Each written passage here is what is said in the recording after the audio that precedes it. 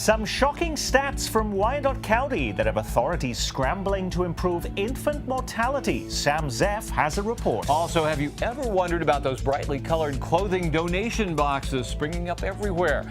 John McGrath explains how they're not all created equal. And the middle of the map isn't just a locator, it's a festival filled with music, movies, and more. We'll get you ready to go next on The Local Show.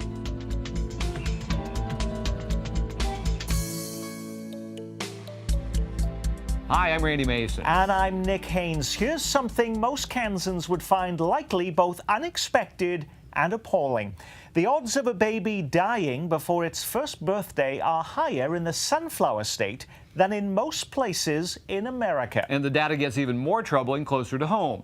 Wyandotte County, it tells us, has the worst death rate for African-American babies of any county in the nation. As KCPT special correspondent Sam Zeff discovered, authorities are aware of the problem and have started taking steps to tackle it. But that work is moving painfully slowly inside and outside of government.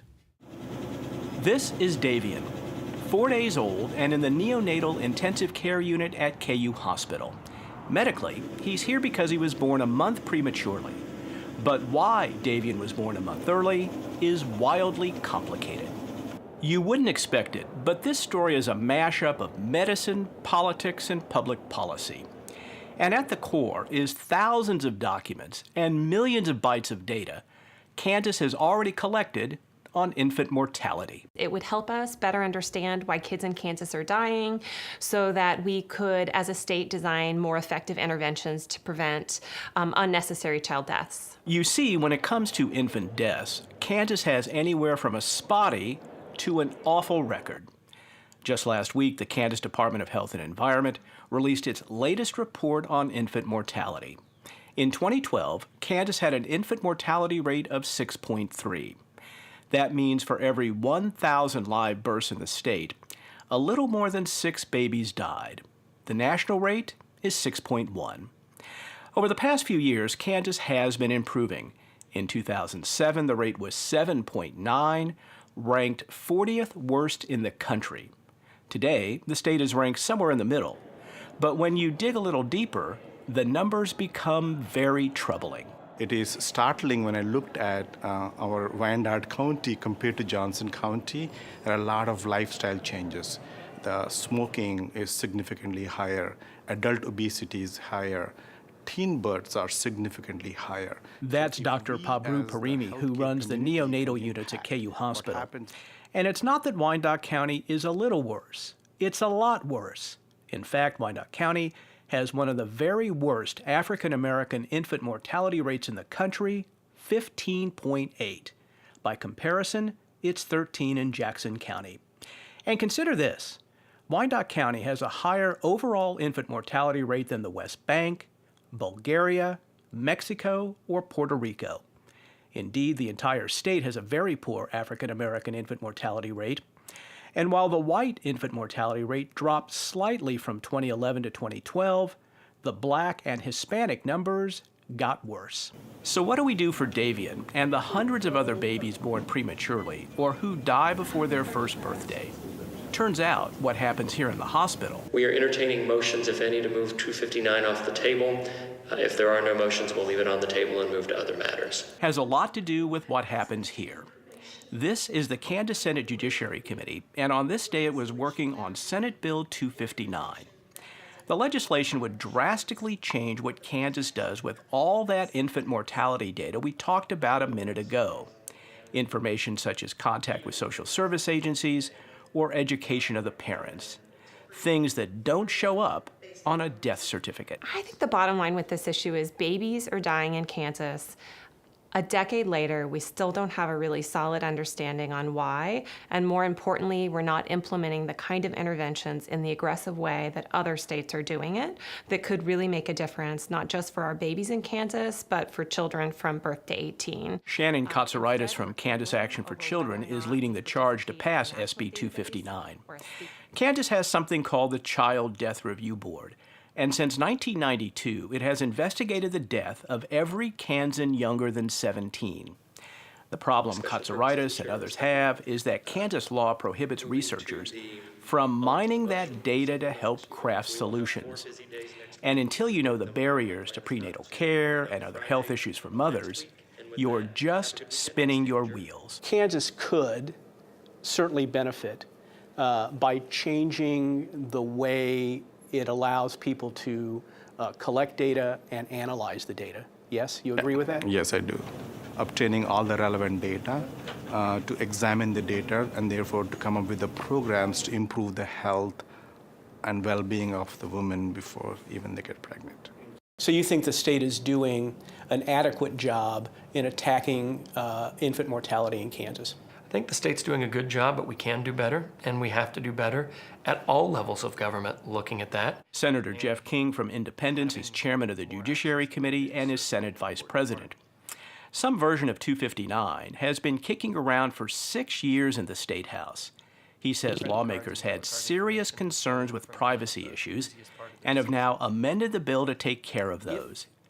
But he doesn't buy the argument that babies are dying because Kansas hasn't shared its data. Because we have had a higher rate doesn't mean that we've been doing something insufficient with our data or insufficient with our scientific research. Even without analyzing all that data in Topeka, some things are happening to address infant mortality in Kansas, especially in Wyandotte County. KU Hospital has created something it calls a neonatal medical home, the only one of its kind in the country. Mothers with preemies usually have to drive all over town for appointments with all the specialists they need to see. But at the University of Kansas Hospital, we provide that care under one roof so that the mom doesn't have to go to the multiple appointments. We bring the specialists to the baby, to the mother, to provide this comprehensive care. Mayor Holland, you got a 7.9% infant mortality rate in Wyandotte County, figure just out today from the state of Kansas. It's twice that for African Americans. So what are you doing about that? Well, we take it very seriously. I mean, we had a similar hit in 2009 when we were ranked 105th out of 105 counties in overall healthiness. Mayor Mark Holland still presides over a county with some of the worst health outcomes in Kansas, according to this report released last week. Since 2009, the county has taken what it calls a holistic approach to improving health. Improve high school graduation rates, and you reduce teen pregnancy. And more education generally translates into less obesity and all the health trouble that comes with that. Holland says now people in Wyandotte County need access to health care, and for him, that means expanding Medicaid and signing up for Obamacare. You think you have a partner in this, in the Kansas legislature, specifically as it relates to infant mortality? I hope so. I mean, I think if it would be a sad commentary if we were not able to rally the troops around issues like infant mortality rate. Of all of the issues out there, that should be one of the easiest to gain partnership on. Senate Bill 259, which would allow researchers access to infant mortality data, passed out of the Kansas Judiciary Committee 2 weeks ago and is awaiting action in the full Senate. Supporters say they are optimistic, but understand the legislation has a rough road ahead. Now, speaking of data, you might be surprised to learn that used clothing has become an industry which takes in over $1 billion annually. These days, if you search any parking lot, you'll find a used clothing bin or 3 waiting to take your unwanted apparel. Many of them tout that they help this charity or that cause. So which one do you choose, and what happens to the stuff after you drop it off? Reporter John McGrath took a ride to find out. So you got some clothes that you want to donate. You see these bins in parking lots. You want to donate them to a local charity, but you don't know which bin to put them in. Well, it might take a little bit of research, but if you do your homework right, it's not that hard to find out. Secondhand clothing is big business. According to Oxfam, King's College and the National Resources Defense Council, the secondhand clothing industry is worth over $1 billion worldwide, and the United States is the world's largest exporter of secondhand clothing. Americans have a lot of used clothing and throw away 68 pounds per person annually, while still exporting more clothes than any other country worldwide. If you live around Kansas City, it's not hard to find a clothing bin. After doing a little driving around, I discovered a lot of used clothing bins.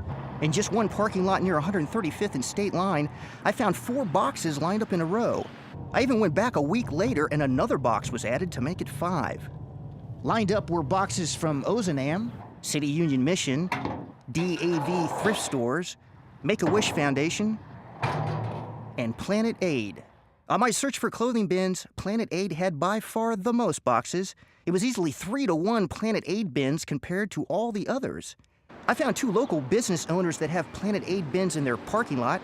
Both have some questions as to the benefits of having them and what good they really do for people here in Kansas City. Thank you. Have a good day. Manny Songa owns Linwood Superfoods. She says it does matter how much goes to charity versus the company's profit. Yeah, it does matter to me. Then, I don't want to do all this. Yeah, why waste? Why put things in my property when it's not even going to the right place, So. Jeff Black owns One Pawn and U.S. Check Cashing just down the street. He said the bin was already in his property when he moved his business in, and he's not sure about Planet Aid bins. I would be a lot better off if the charity was based out of Kansas City. If you told me it was Big Brothers and Big Sisters in this general area, you told me it was Make-A-Wish Foundation, that would be fantastic. But I'm not sure what the charity is. Jeff is not alone in his questions about how all this helps local charities. I did some digging and Googled Planet Aid and found a lot of negative stories about the organization. Most of this was centered around the percentage of donations that actually go to charity. There's some negative press for Planet Aid, to be honest with you. I talked to Jonathan Franks by phone. He's from Lucid PR, a public relations firm based in Los Angeles that represents Planet Aid, and he countered that the main problem was the perception that Planet Aid is for-profit and is not a nonprofit. While Franks wouldn't go on record in our phone call, he later said in a written statement, quote, "Planet Aid is a 501c3 organization in good standing," unquote, adding further, "We have been proudly operating in Kansas City for years, and we are proud of the work that we do," unquote. Back at that line of boxes, you'll find some nonprofit like Planet Aid and some for-profit like Resolution Reuse, a local company started by Joshua Rubel and Casey Hadley.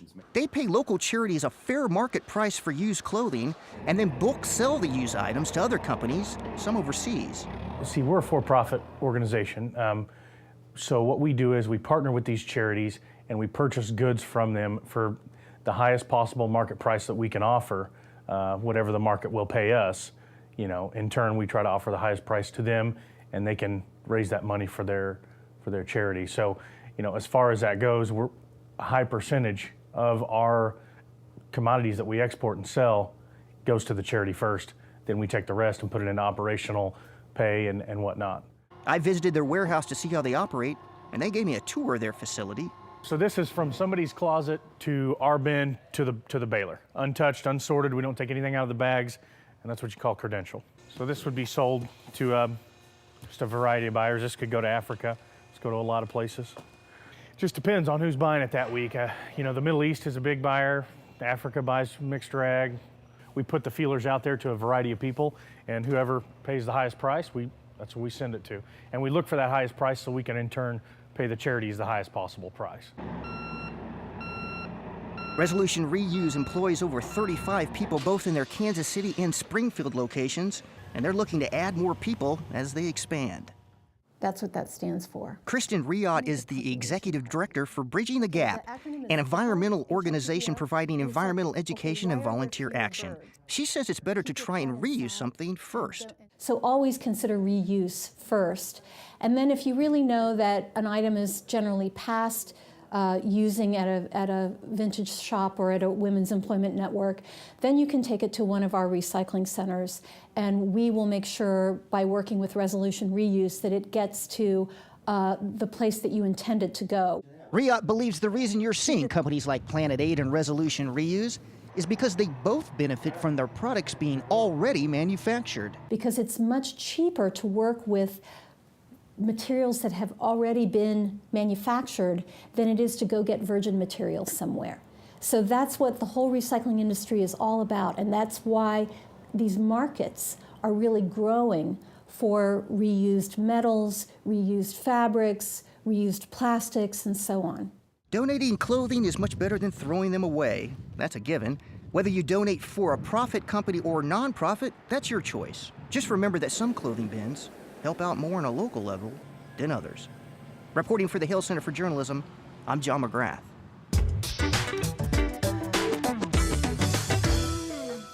Well, just a couple weeks ago on this show, we took a look at the startup bus, which was headed down to South by Southwest. Actually, this week, kind of turning the tables and trying to bring people to Kansas City for the Middle of the Map Festival. What's that? Well, we're going to find out. Ashley Dogwillow from Inc. magazine is with us. Sarah Bradshaw from The Bridge. Between us, I suspect we can understand a little bit more about, what is it, 120 bands? There's music, there's film, there's technology. Help us out here a little bit with this thing that I believe starts this weekend. Sure. Inc.'s Middle of the Map Fest is actually a three-part segment, like you said, kicking off with music this weekend in Westport, the 3rd through the 5th of April.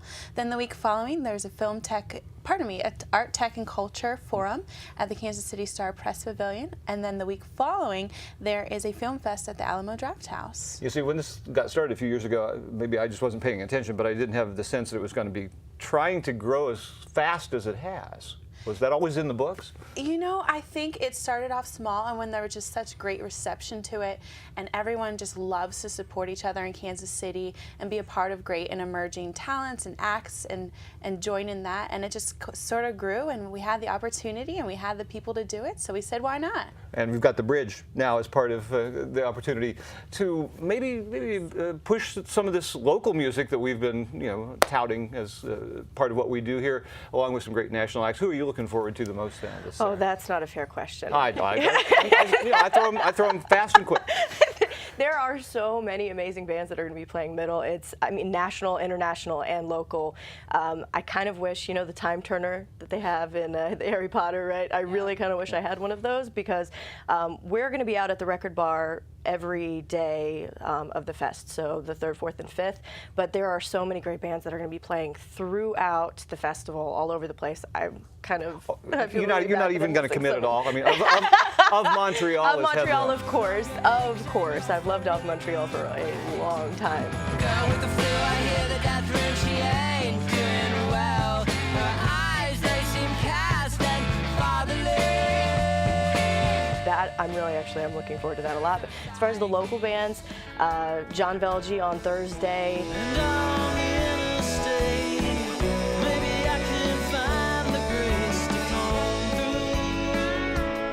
Hearts of Darkness, I think, is playing Friday, and then Islet is going to be playing our Bridge stage on Saturday. But it goes right, living like I never said a word. Feels right, moves right, going on, and I'll be for sure.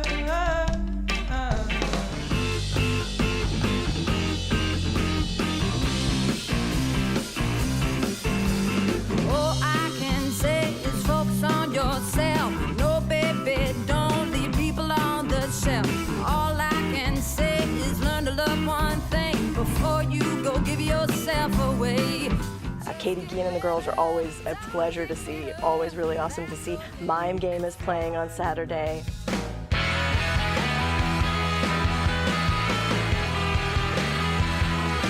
I'll do me, you do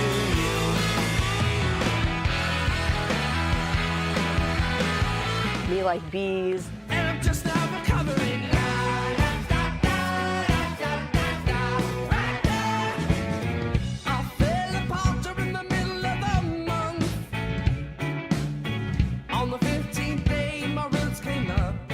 Once I got you going, there was no trouble. Yeah, there are going to be a lot of amazing bands playing this festival. Well, you mentioned the Record Bar. This festival is curated, I noticed, by the Record Machine. Want to explain a little bit about that? Yeah, so the fest actually started off as the brainchild of Nathan Roosh from the Record Machine, which is a local indie record label here in Kansas City. It just came from a love of, someone involved in the scene, and Inc. magazine, we want to be involved in great projects, and so Nathan is part of that. Much like the Bridge, I think, does a great job of trying to pull these elements together. In fact, what you just mentioned, the Hearts of Darkness, next to the bluesy sound of Katie Gein and Of Montreal, which is kind of doing yet another thing.